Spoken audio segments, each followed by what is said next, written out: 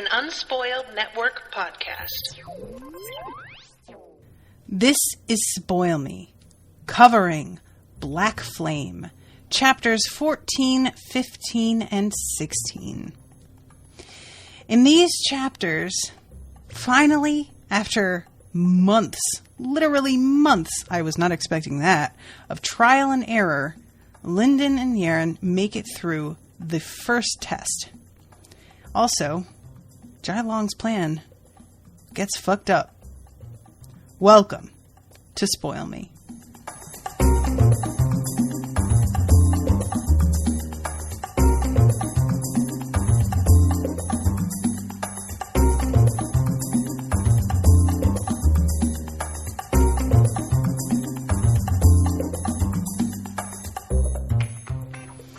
Welcome to the show, everybody. I am Natasha. Thank you very much to Andy for commissioning this episode. I am just so glad that these episodes are so close together so that I can read right away. I can't wait to be done with this episode of recording so that I can immediately find out what happens after this. Guys, Jai Long wasn't ready. I don't know why I just believed him when he said that the patriarch of his family was absolutely going to simply wait until he mowed through every single layer before him, before actually engaging in the fight himself. I took him at his word because Jai Long is a member of that family, and I thought that he knew what he was talking about. Turns out, not only did he not know what he was talking about in terms of like what this patriarch was going to do, he had no idea that the patriarch had a much bigger plan laid out, and Jai Long was simply a portion of that plan. And Jai Long, lowkey, plays directly into this motherfucker's hands. Like, he did exactly what was expected of him, to the point that it's almost embarrassing. I'm embarrassed for him. And it sucks because I know that Jai Long is smart. I know that he isn't...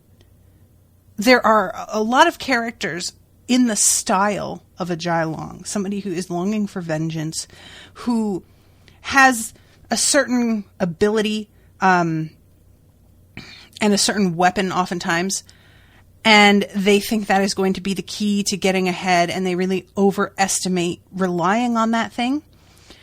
And then they wind up being smacked down or humbled in some way. But oftentimes those characters are overconfident in a way that feels very unearned in the moment. As you're reading it, you can tell, this motherfucker thinks an awful lot of himself for somebody that I can see is kind of a moron. You just get this sense of, yeah, you're not headed anywhere good here, dude. And Jai Long, I really understood his point of view, and I felt like he was approaching things in a way that if you were going to be a maniac bent on revenge and the murder of tons of innocent people, that this would be the way to go. And so for him to be caught out so completely is genuinely a surprise that I didn't see coming at all. I love nothing more than an author getting to genuinely surprise me. I can't tell y'all how infrequently that shit happens. And that's part of what I love about doing Spoil Me episodes is like, whether for good or ill, the things that have the biggest followings, the major properties that have a ton of fans, which are the things that I tend to do for my main feeds, are often shows and books that trade in tropes and sort of predictable plot lines sometimes. And, you know, I choose what I do main feeds on based on how big a fandom is, how many listeners I'm going to attract with this. I don't want to dedicate time every week to a show that isn't going to attract, you know, more than like 300 or 400 listeners at a shot. It just feels like that's not really going to be engaging. So I pick stuff that's a bigger property that's more popular. And oftentimes the stuff that's bigger and more popular has a lot of familiar elements and beats in the story that I see coming, whether or not they're completely predictable, maybe not, but oftentimes I'll kind of feel out where something's going. With Spoil Me, you get people recommending and commissioning things that they don't necessarily have a huge following. That does not mean that they're not good. And it's so frustrating because I fall into the same trap as everybody else. If there is something that someone suggests that I haven't heard of already, I'll tend to be like, yeah, well, that's just you saying that. And I don't really give it a ton of credence because, I mean, as much as there is a lot of undiscovered treasure out there, there's also a lot of garbage. And unless I really know the person who's recommending a thing, I don't necessarily trust their opinion on whether something is good or not, But things that are slightly less popular, sometimes like this series or Grace of Kings, they're newer, they're recent enough that they are still an unfinished series, which often is a tougher sell for people to start something that isn't finished yet. A lot of times these are authors who have seen a lot of the same tropes that I have, and they're getting a little bit frustrated themselves, and they're deciding to go out and do something different. And sometimes the fact that they're doing something different is exactly why a thing doesn't become popular, unfortunately. It's so easy to give people what they want, and what they want is often what they expect. They want a happy ending. They want this couple to get together. They want, whatever. And if you don't do that as an author, some people will see that as like a breaking of a kind of contract that they believe they've signed by reading the book. And it's really interesting when you read reviews of certain books, the expectation that readers will have going into a thing, and how, because the writer didn't necessarily meet their personal expectations on how the story went, they take that as some kind of affront. I am not of that ilk at all. I just want things to be internally consistent. That's really all I ask for. I want the rules of your universe to be consistent. I want the actions of your characters to feel consistent with who they seem to be based on what you've told me. And outside of that, you can do what you want. And while I may cherish in my heart a certain outcome because I'm rooting for a character, that does not mean that if you fail to give me that outcome, I will be upset really by that. It will just be, oh, well, I didn't get the thing, but as long as it makes sense, that's fine. Jai Long being completely taken by surprise here is such a delightful, complete left field move. I really expected Jai Long to take the place of the Elder, to be the big bad. I wanted to see him be victorious over the people who wronged him, because I'm definitely on his side that he was wronged. I wanted him to manage to achieve a position that his family had low-key decided he was not worthy of. I say low-key, it was high-key. They banished him. It was high-key. Because in so many ways, I see him as doing what I keep imagining for Lindon. Right? I have said before how much I want Lindon to go home as a fucking jade and be like, hi, bitches. Bet you thought you'd seen the last of me. And just be able to stick it to everybody. I want that so much for him because I am petty. And so Jai Long was in his way living that fantasy out for me, where I got to sort of see, and granted, he's not as worthy as Lindon in terms of the goodness of his spirit in plenty of ways. But I still was impressed with his dedication to his sister. And there was a streak of goodness and selflessness in him that remained despite how selfless and brutal this whole mission was. And so I was really excited to see him do the thing that I kind of wanted Lindon to get to do. And honestly, what I think impresses me the most about how this worked out, it's not just that I didn't see it coming. It's also the fact that I said earlier, I want things to be internally consistent, have people do things according to what their characters are and what you've told me the rules are. I'll be damned if that's not precisely what this author did, and yet I didn't see it coming.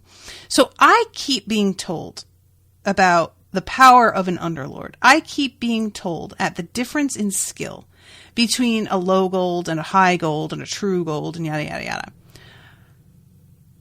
And yet, I still somehow thought that Jai Long was going to manage to, like, take on this underlord and win. At the point that we start, I can't remember if he has... I know he's reached high gold when we start this book, right?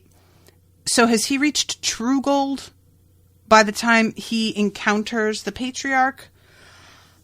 In any case, there's a gulf of ability and experience between him and the Patriarch that I, in my hopefulness and in my getting used to the, like, shortcuts that Lindon has been allowed to take, I sort of expected that Jai Long was going to get to take that kind of shortcut too. I thought he was going to be able to predict what the Underlord did simply on his knowledge of the dude's personality. And I love the fact that we really see evidence of what this author's been telling us all along, which are Underlords are nothing to fuck with, guys. You can't just think you can go up against one and shit's going to go the way you expect it to go. They have all kinds of abilities you can't understand. And this is something that Ethan has mentioned a couple of times. And I had said, when Ethan was saying to himself about how maybe Lindon possessed some of the qualities that you need to become an Underlord because most people don't, I said maybe there is some sort of, like, beyond, like, the search for power, you need some sort of insight into people, or, like, an ability to sort of, like, let go of your control of things in order, you know, like, basically a sort of spiritual ascension of some kind. And it's pretty much stated in the little section that that is indeed true. Something like that. We don't get any details on that.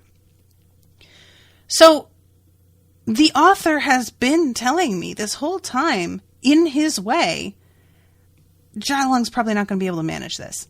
Like, if Jai Long had been correct in the fact that this dude was going to just hang back and let everybody else in his clan be murdered, then maybe he would have managed it. But the thing is that Jai Long seemed to think that this dude would place the order of what is supposed to happen, in terms of who gets in line to fight before you reach him. He seemed to think that this Patriarch would place the importance of that above the reputation of his clan. And when I really stop and think about it, it doesn't make a lot of sense for Jai Long to have expected that. This dude is going to lose so much face if he just sits still and waits for Jai Long to massacre everybody in the Jai clan. Like, there's no coming back from that. So I should have known that he would act first. But I just didn't really believe that Jai Long would be wrong about that kind of assertion. He seemed so certain everything about his mission depended on this being true. And I figured his mission is so important to him that he would have to be 100% confident to make that sort of prediction. So I was wrong. I was super wrong. And I am incredibly interested now to know what the hell Jai Long has gotten himself into, because this Patriarch is so unbelievably threatening to my mind. This dude, I mean, we ran into him with Ethan and Lindon and Yerin. And I have to be honest, I already saw him as weaker than he was because Jai Long was coming for him. Because Jai Long seemed so confident of his own position, I really didn't even though this dude managed to like crumple everybody to the ground with just, sheer force of will, that still didn't totally impress me the way maybe it should have. And I just kind of felt like, yeah, dude, I mean, I know you're strong and everything, but I know that Jai Long is going to kill you soon, so I'm not particularly worried about you as a person.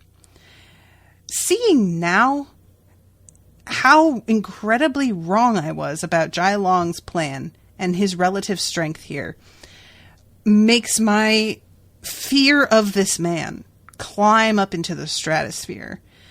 And I have no idea what it is that he does at the end of this section, because jumping ahead, I'm going to read off what he says. It's difficult to deal with an Aurelius underlord, the patriarch said. They see all your hidden weapons, hear all your plans. You can't make any preparations. You can't say a word. Only when the underlord leaves for months at a time, forcing the one other blood member of the Aurelius to go after him, then you can make your plans. He held up a finger. But you can't strike. He has left the city defended in his absence, arranged for countermeasures. Your preparations lie dormant for weeks and months as you wait until all the pieces fall naturally into place. The full scope of Jai Daishou's words hit Jai Long like a falling star. The Jai Underlord had collected his family together in safe houses, not just to protect them from Jai Long, but to gather his fighting power in a way that the Aurelius family wouldn't find suspicious.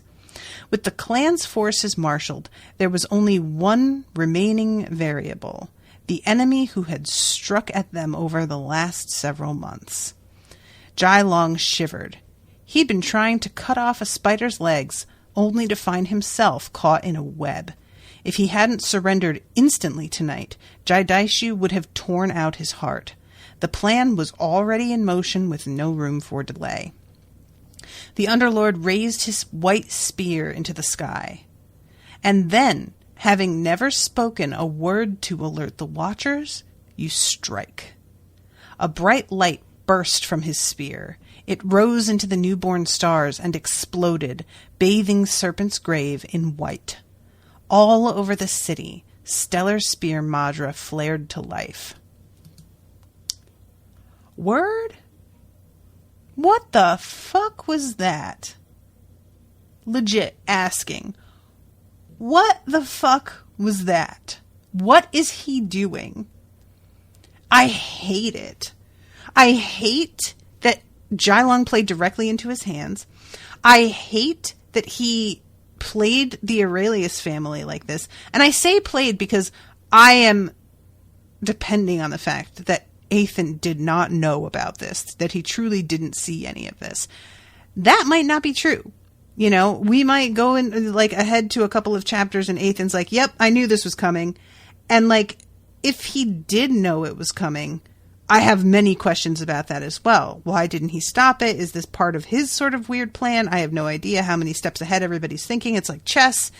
But I don't know. It seems like he was depending on Jai Long bringing him the Stellar Spear for this to work. Or not the Stellar Spear. What do we call the spear? The Stellar Spear is the name of the Madra. But this spear, I can't remember. It's given a title. And on top of all of this, guys, this killed me so much. I'm not going to lie. So Gokran, reminder, he is Kral's father, a Sand Viper. He is the Sand Viper King. Gokran supported Jai Long throughout this entire endeavor simply because he believes if Jai Long succeeds in this mission, he will be able to get vengeance on the person who killed his son, right? Poor Gokran gets caught up by the Patriarch as well. And it's just, again, so humiliating, so embarrassing. He gets almost just crushed like a bug. Jai Long steps forward and vouches for the dude and manages, after he makes a promise of loyalty to Jai Daishou. He manages to get Gokren to make a vow of loyalty to him, and by extension, Jai Daishou, and keep him from getting killed. But Jai Daishou is like, oh, by the way, the thing that you are trying to do, which is fight this kid who killed somebody who I don't really care about, is going to debase you in a way that I won't allow. And therefore, you aren't going to be fighting him the way that you agreed to. It's not going to be like a duel. And fucking Gokren is just so livid about this. He helped this kid put his whole clan on the line in order to get vengeance, and it looks like he is absolutely not going to get it. And Gokren, you know, he's no fool. He knows that his life is in this man's hands. And I know that he will be grateful to Jai Long for managing to save his life, because I truly believe that Jai Daishou did not give a fuck. He would have killed Gokren without thinking about it, you know. I think it's probably very good for Jai Long that he managed to save Gokren, because if shit goes left and he needs an ally, Gokren has a lot of people at his disposal. And I think that will ultimately work out for him. But I am curious whether or not the rest of the Sand Vipers that came with Gokren are going to be left alive, because I don't have a good idea what they are doing while Jai Long is out here tracking down other Jai clan members to kill them. It doesn't seem like they kill. They leave the killing to him, and they sort of just show up to do cleanup. Now, is there mere association with Jai Long's mission here enough to get them in trouble? Or are they going to be kind of wrapped in the same oath because Gokren is their leader, and also be saved because of that? I don't know. And I don't think it's mentioned. But yeah, I really feel for Gokren and the fact that he risked so much, and it just got completely swept away by somebody who has totally different priorities and really just could not give any fewer shits about his stupid son and whatever happened with this iron that killed him. Probably, if we really sat and talked with Jai Daishou about it, he'd be like, the dude was killed by an iron. It's embarrassing. You don't get to go and find fucking vengeance against somebody like that. You slink away and lick your wounds in shame and are grateful that your kid was killed before he could have brought more shame on your house, kind of thing, you know? Yeah. The old man clasped his hands behind his back and turned toward the light disappearing over the peak where the sun had died. He said nothing else. Let him swear loyalty. But hurry, I have a task for you.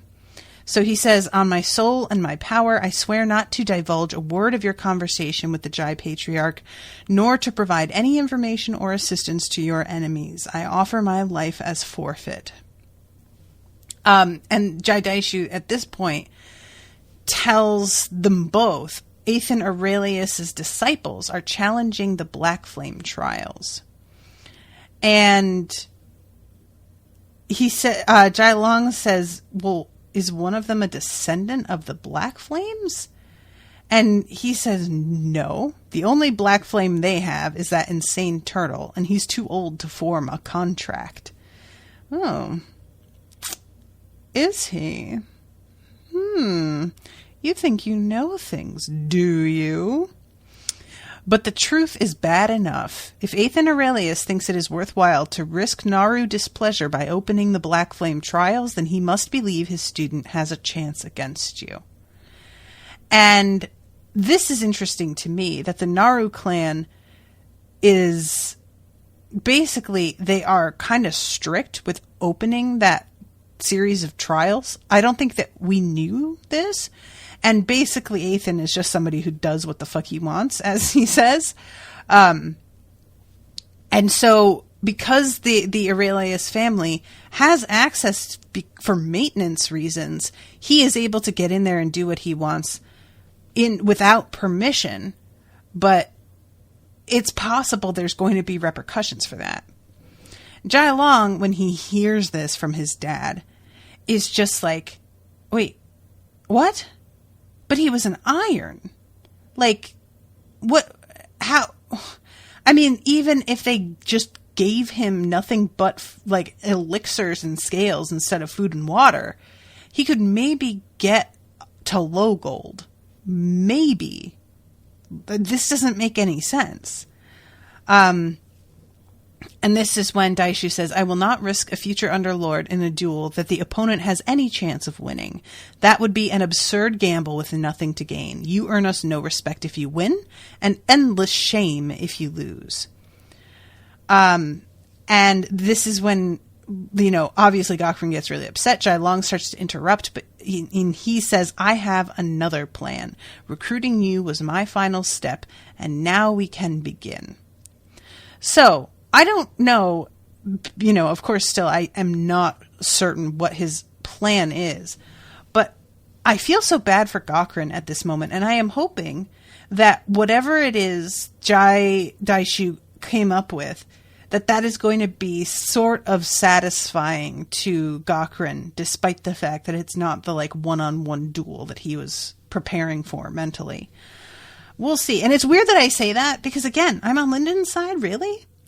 But I still feel for Gokren being in the position of like somebody who lost someone and sacrificed everything in order to make sure that person is punished. I feel for him. I really do. So I just wanted to talk about Jai Long right out of the gate, because that ending was just such a shock, and what a great spot to like end this section on before I go into it, you know? So, all right, let's back up, and we'll start on chapter 14 with Lindon at the trials. And he's looking at the Sylvan River Seed and realizing that some shit just happened to her. And he, like, figures out that it had to be Athen. He doesn't know exactly what the significance is of her, and we find out later it's pretty important. She is helping to... She can cleanse his Madra channels in, like, one shot, which is something that it would take him a full day to do on his own. Massive amount of time and energy that he would have to invest in cleaning the channels, because the Blackflame Madra fucks up your Madra channels, and you have to clear them out in order to be able to like move forward again. But he still doesn't know that yet. And he also I didn't really think about this at the time, but Ethan like had to get into that container to like drop the soul fire in, which I don't feel like we've heard what soul fire is or heard that mentioned by anybody else. And I know that Lindon had been feeding her Madra scales, so he was able to get in there somehow. But somehow there's like a change here. It says a spot in the corner where the scripted glass didn't fit perfectly together. That was certainly a change. He'd spent hours searching the tank for any imperfections, trying to figure out a way to open it without breaking the glass. I'm assuming that he was able to drop the Madra scales through the glass, sort of, and that it just sort of... he didn't need to actually get his hand in there to do that. He ran his thumb along the flaw, and that corner of the case popped open. He repeated the process on the other side, and the lid of the case rose. The Sylvan was still begging for food, so he slipped the Madra coins inside without taking his eyes from the case itself. They dissolved as soon as they reached the Sylvan, flowing down her throat in streams of light. Either he had to accept that the Sylvan had drastically changed her form, and that someone else had figured out how to open her case and then close it again, or the Underlord had done something. But what and why? And he just decides, well, I just don't have time to think about this right now. So maybe Athen has left some hints, and I need to inspect this more closely later, or maybe I'm just going to have to wait and see. And indeed, waiting and see does pay off. So Lindon and Yerin, like I have said, have tried to do this fucking trial for weeks. This is brutal. And again, I just never expected it to take this long. I should have, because I kept forgetting, like, I couldn't wrap my brain around it back at the pyramid either, when I found out that he had been locked in there for 2 weeks. It just didn't, I couldn't handle that, guys. It was too long. So I should have known that something like this, that is set up so specifically this way, and that Ethan seems so confident is going to be one of the, like, most horrific things that they ever go through. I should have known it was going to take this kind of time. So let's see, the soldiers changed. They always carried stone weapons, but sometimes those weapons blazed with sword aura until they could take a slice out of the surrounding pillars. Not all the soldiers ever carried the gleaming silver weapons, but Yerin preferred the ones that did. She could sense them coming thanks to the aura gathering around their weapons, and the endless sword technique would mince them. When those showed up, she could eliminate them in a blink, and she and Lindon could make it deep into the columns before a living statue slipped past her and caught him. But they never made it any further. The frustration grew until she wanted to take a sword and carve her way out of this valley by pure fury. She could do so much better than this. If she could use her true ability, she would split every single sword-carrying soldier open on their own aura and then carry Lindon through to the end like a baby. Not that Lindon was a burden anymore, which was enough of a shock for a lifetime in itself. He had surprised and impressed her in the days since they'd started the trial.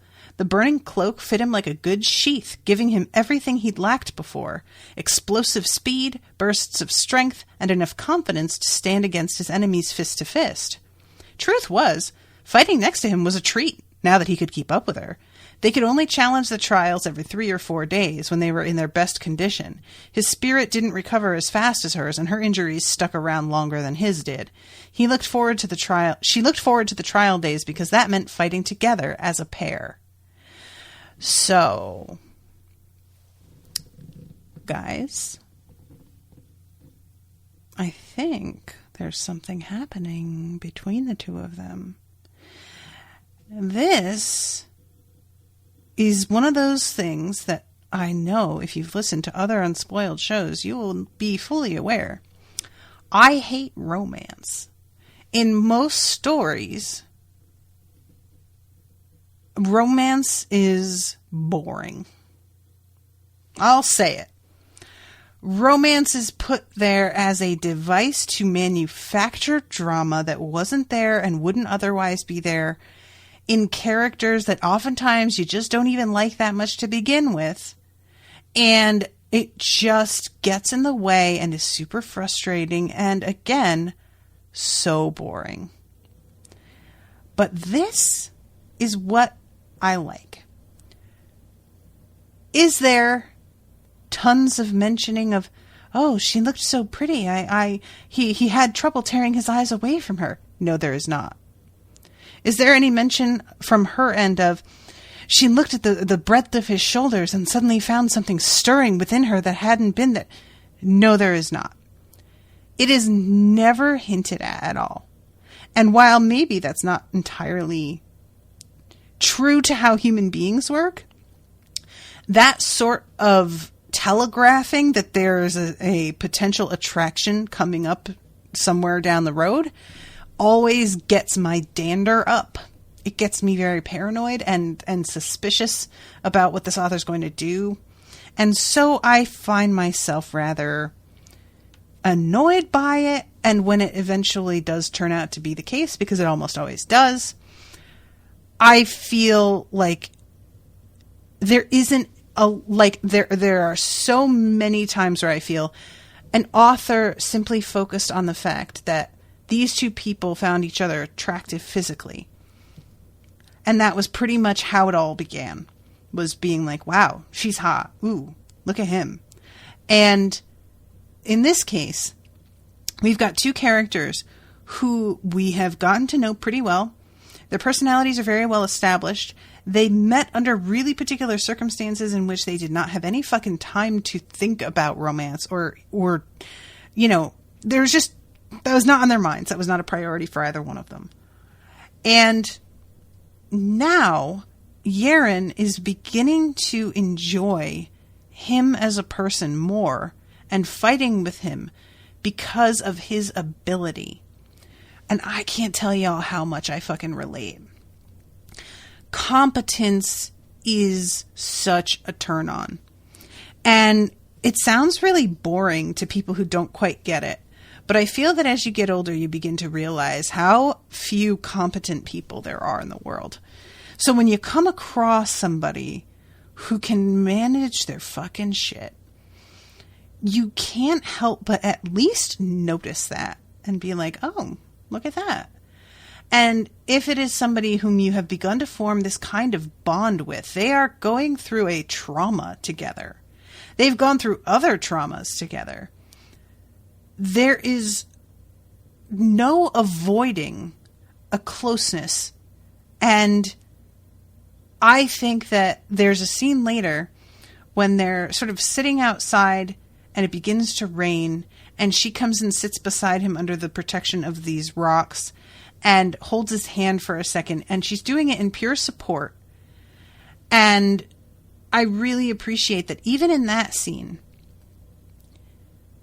there's not really a reaction from Lindon that's specifically sexual. It's simply the physical contact of her hand feels amazing because he hasn't been touched by another person in so long. And it's as simple as that. It's not even about like him suddenly wanting to kiss her. Nothing like that. It's just, wow, touching a person and it not be because I'm fighting is dope. I missed this, you know? And I really appreciate how slowly this is building. And I appreciate Yerin needing somebody who can have her back before she feels this way about them. It just makes such total sense to me because of my personality. I search for partners, and this is part of why I wind up partnered with men who are workaholics. I want a partner who takes their work seriously, who gives a lot of effort to the things that are important to them. I want them invested in their lives and really doing something with their time. Putting, you know, like there is no greater turnoff to me than a lack of ambition. And ambition doesn't necessarily mean having to like ascend to any, you know, higher level, but there is an ambition to wanting to always do your job well, no matter what your job is. My fiance is a janitor. He's like an Ethan. His family owns a janitorial company and he is like the manager of the company, and he does the hiring and stuff. Yes. But he's also out there cleaning locations himself. Yet, I'm very attracted to the fact that he is extremely good at his job and knows what he's doing and manages people well. And despite the fact that there are constant emergencies and it doesn't matter, he's on top of his shit. And it's important to him to not let down the people that he's working for and with. You know, like, is he a CEO of a Fortune 500 company? No, that doesn't matter to me. That is simply a surface thing. You can be that and still be incompetent. Don't get it twisted. That's not the part that I care about. It's how you approach what you do. That's it. And Yerin's like realization here that he is keeping up.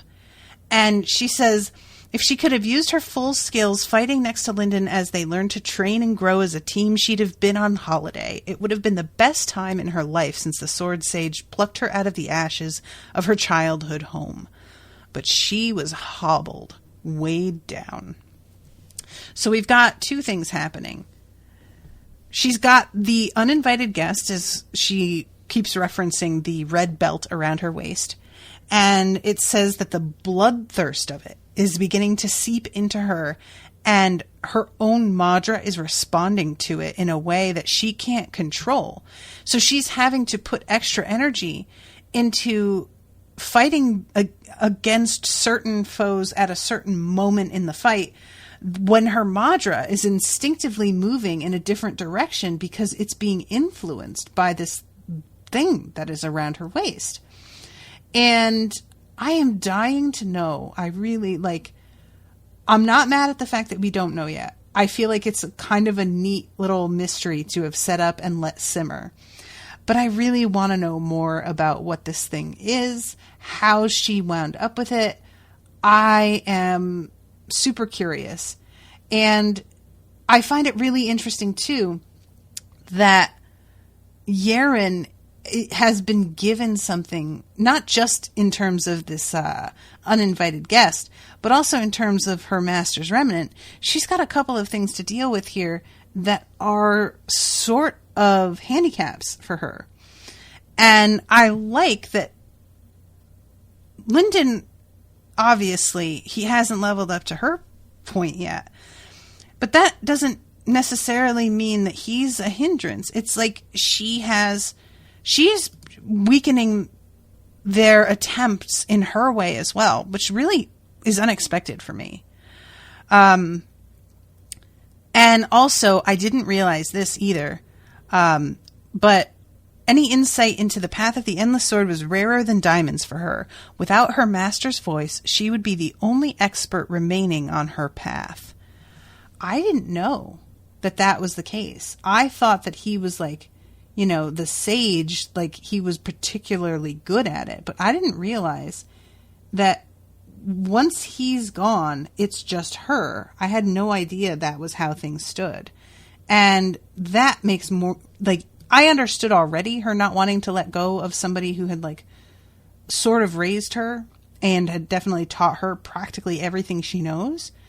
But realizing that they are all that remains of this particular path adds a whole other layer to it. And that is just super sad to me. It's just like really tragic to know that. And let's see. Lindon knelt, driving an empty palm deep into the ground. He'd raised his pure cord to jade, and the technique penetrated deeper than he dared to hope, almost disrupting the script that powered the trial. If he could break it, that would disrupt the function of the trial long enough for them to pass through. But it wasn't enough. Yeah, no, they know what they're doing. He's trying to find another shortcut, doesn't manage it. And he is starting to get so frustrated. He's in a similar place to Yerin where he just wants to fucking run through and tear shit apart. But he can't, obviously.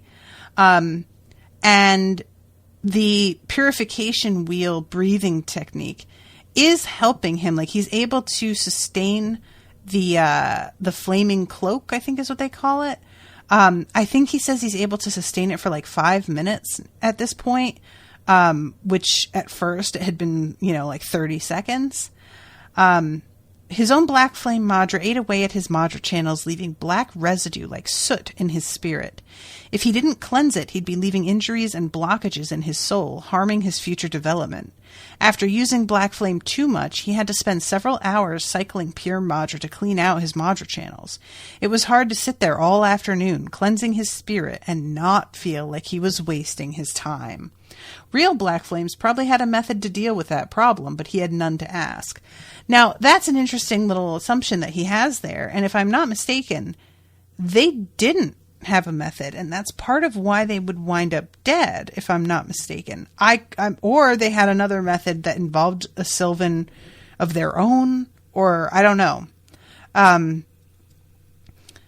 And it says the burning cloak had cost him weeks of training before he could use it naturally. The explosive bursts of strength and speed it provided meant he had to learn to do everything over again. Run without hurling himself into a tree. Throw a punch without breaking his own elbow. Cut food without slicing off his own fingers. Yerin had even set him up with a juggling routine until he could keep 3 stones in the air without losing the burning cloak, dropping a stone, or hurling one of the pebbles out of the valley. Every day they spent perfecting his precision felt like a day lost, a day when he could have been challenging the trial. Even his body betrayed him, leeching his core every time he was wounded, draining him dry and leaving him limp and powerless on the ground. The blood-forged iron body was the only reason they could challenge the course as often as they did, but it also crippled him after every failure. So I really like this, detailed description of what they are each up against personally. It's just nice to have this reminder of what they are each struggling with very specifically, the pros and cons of how their magic works, basically.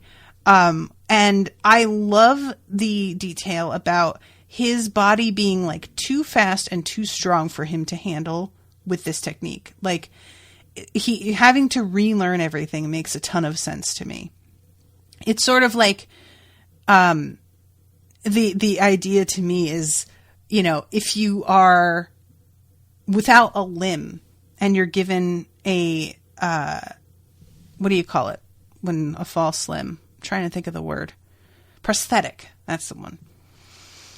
And now you have to figure out how to like use that to turn the pages of a book, you know, pick up a fork, that kind of thing. It's just, it's another sort of appendage in a way, and he has to figure out how to wield it. As painful as each day was, as miserable as he felt in those nights when he wept alone in his damp cave, he couldn't deny the results. After months of work, his burning cloak covered him in a thick blaze of red and black. He could keep it active for 20 minutes. Ooh, I was wrong. I thought it was shorter than that. So long as nothing cut him and activated his iron body, and he could drive his fists straight through a forged soldier. His cores felt like a pair of lakes now, where they'd once been buckets. They didn't look any larger than before, but they felt deeper, like the heaven and earth purification wheel had drilled down to profound depths. He spent more Madra in a single trial attempt now than his entire spirit could have contained only months before. The improvement kept him going, got him out of his cave in the morning, kept him from abandoning his breathing technique as a trap. It made him pick up the trial's activation crystal again and again and again, even though he'd sooner embrace a venomous snake. Man, I really do get that too. Like, I don't have a ton to draw on in terms of putting myself through things like this, but the easiest analogy that I can come up with is I have been doing a weightlifting program for the last 3 months. I haven't missed a single day, and this is probably the most consistent I've ever been with any program like this. And there are so many days where I just do not want to fucking go. And it's not even like, oh, it's too much energy. It's oftentimes like, I have shit to do. I don't want to take the time to go. Or, you know, I'm not feeling super confident in my postures for certain things. And I'm like, just feeling like a little bit self-conscious about it and not wanting to be there in front of people. But I have really intricate notes that I've taken from the beginning. And I'll look at the notes and realize that, like, oh, when I started this, I could only bench press like 50 pounds. And I may feel self-conscious. I may not have a ton of confidence about certain things, but I can't deny that last week I bench pressed almost 100 pounds. And that is a massive improvement that I gained because I have been consistent. So it's that sort of thing that I have to mentally cling to make myself go. And it's just, it is really helpful to have a material progress that you can point to when things are really tough and be like, all right, it's tough. I'm not going to try and like deny myself that it has been brutal, but also it's paying off, and that's huge.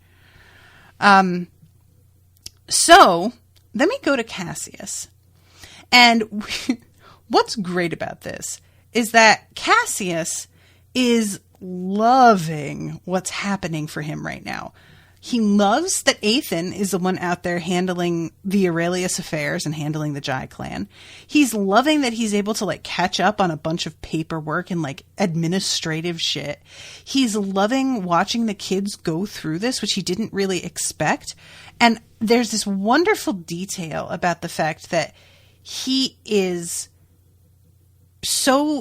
always been somebody who is like a winner. You know, he's like the talented and gifted kid. A lot of us fall into that category where we are not used to losing. We're not used to not being the best at things.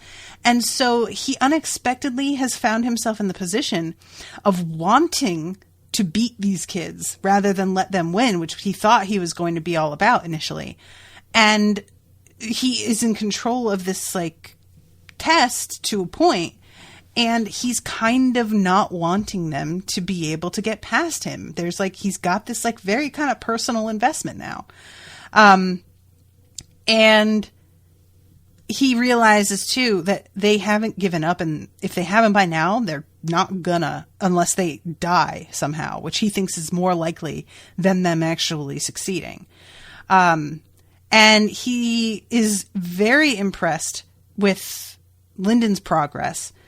He can't believe how fast Lindon is improving. And he is also realizing that Yerin is being hampered by her attachment to the I keep wanting to say specter, remnant.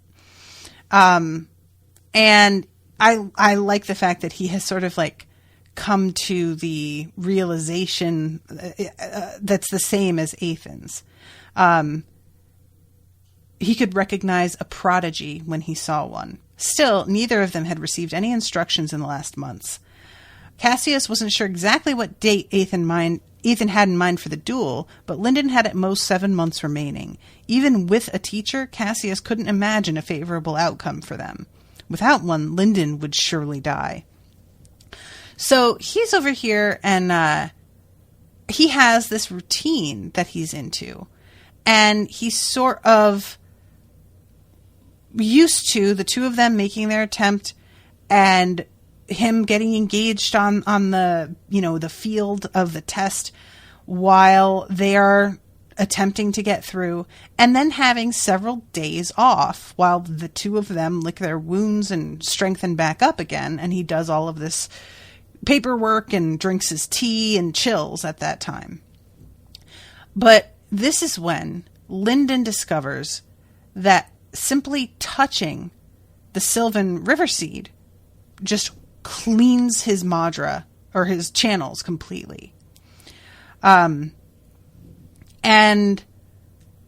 there's an interesting thing here where, because he touches Yerin and that gives her some of that same charred, sooty, that internal pollution.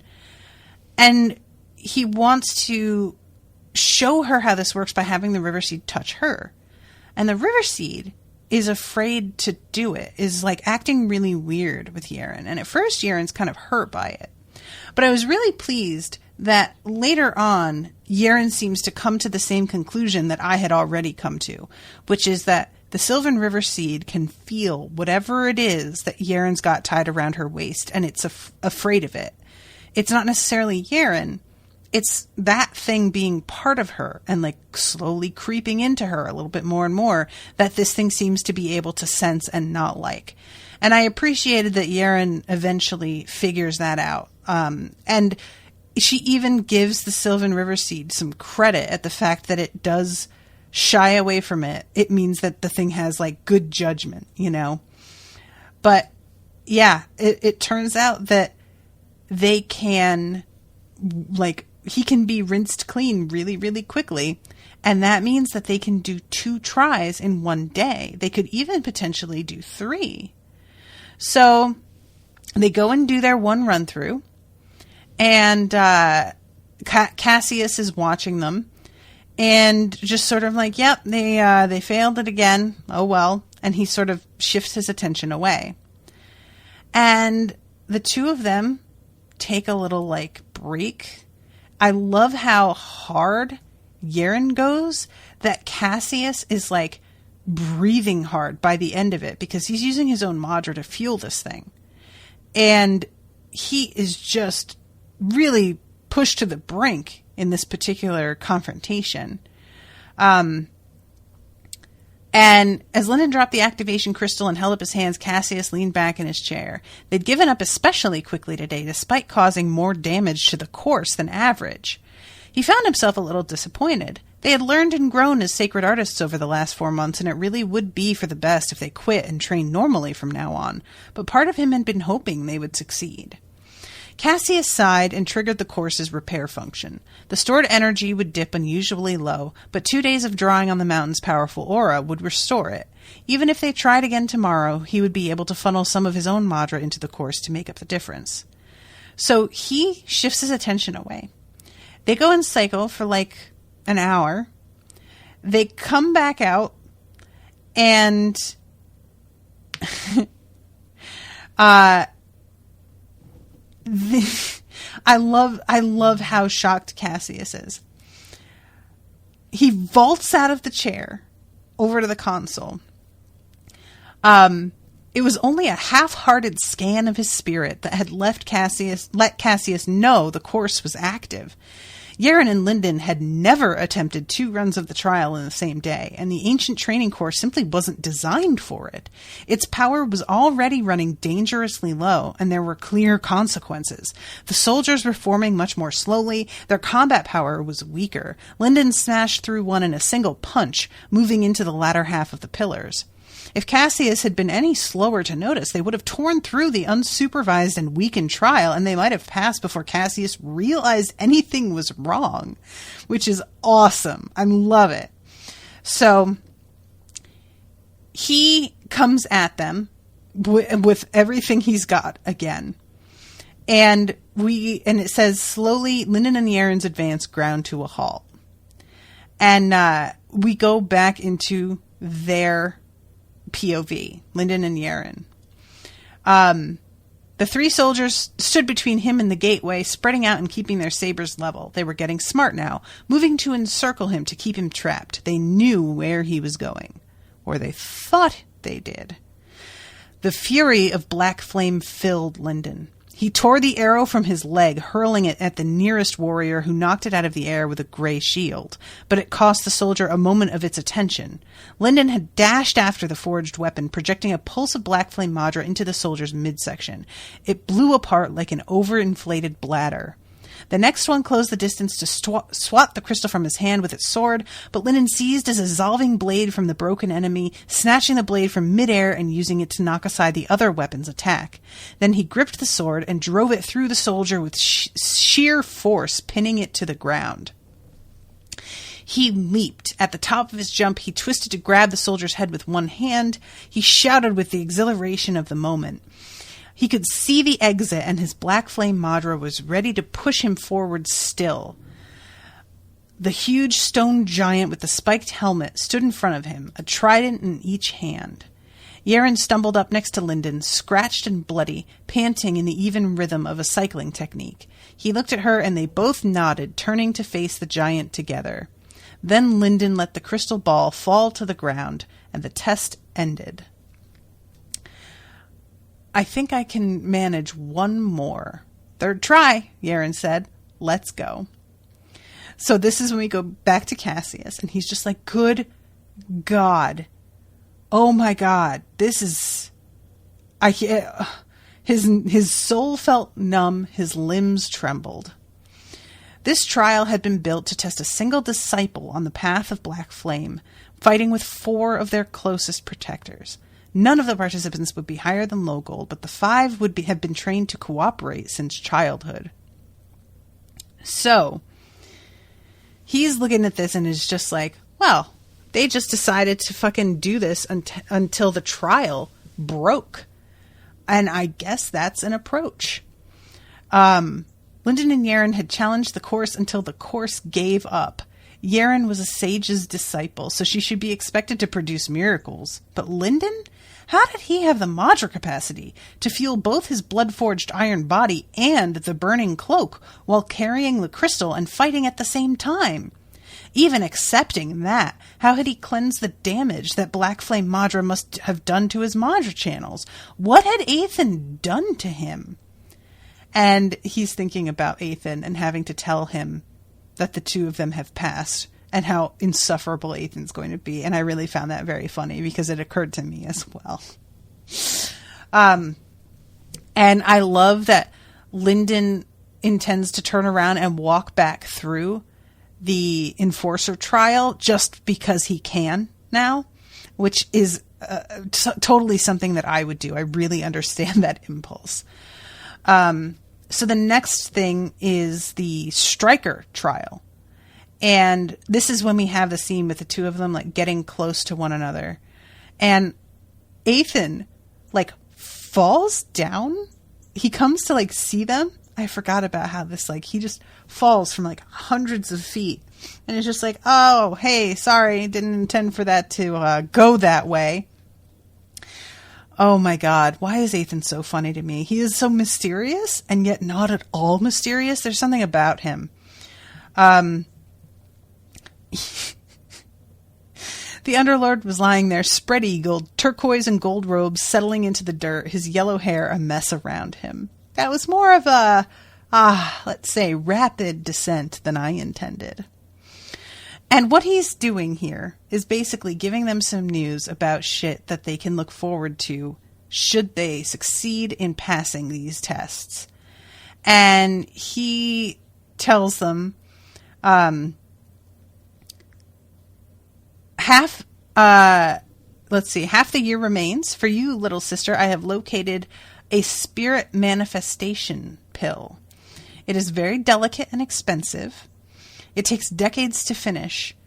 And each pill is customized to the individual consuming it. In this case, it will fill you with enough sword madra to help you break open the boundary to high gold without disturbing your master's remnant in the slightest. And also, it will keep you ahead of your rude lodger there, as he calls it. And then he says, as for you, Lindon, I've located a Blackflame True Gold's scales. Pure scales are useful to anyone, as you know, but scales from the path of Blackflame could save you months of cycling.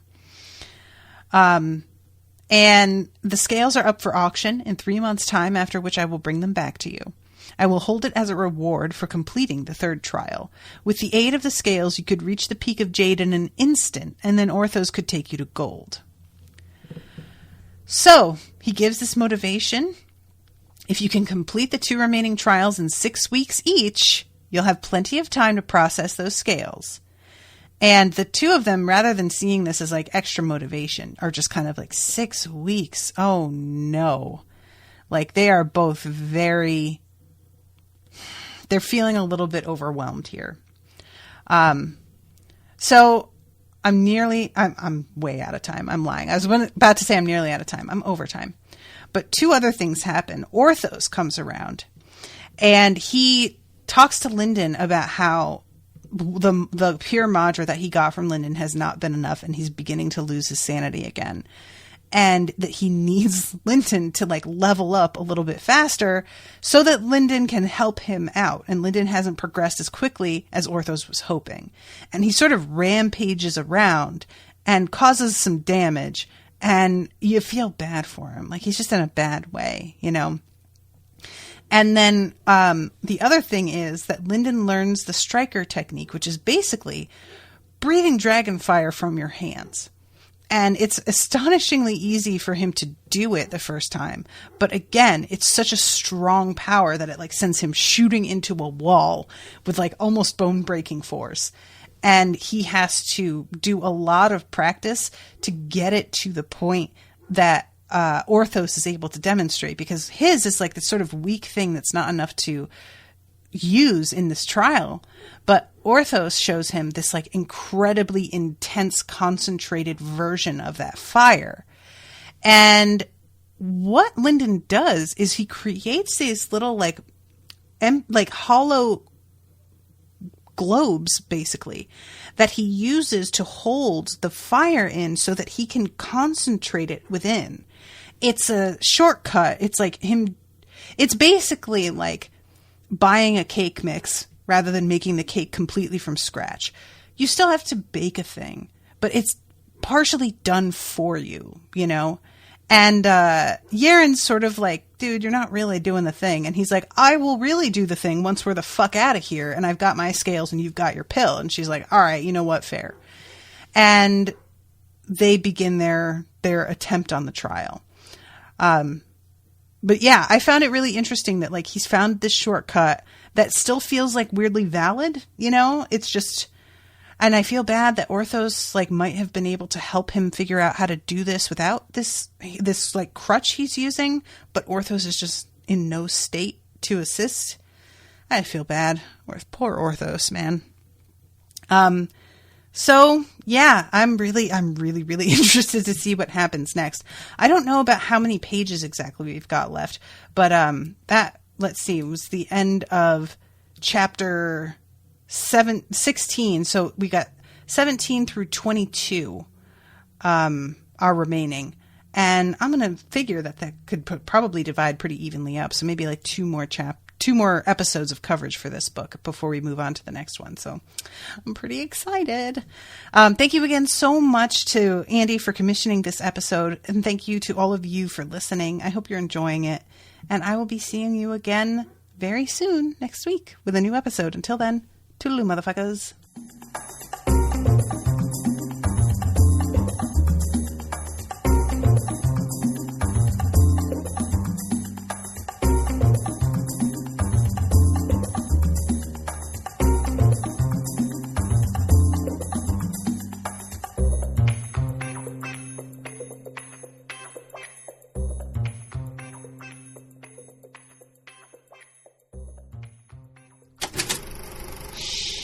That was an Unspoiled Network podcast.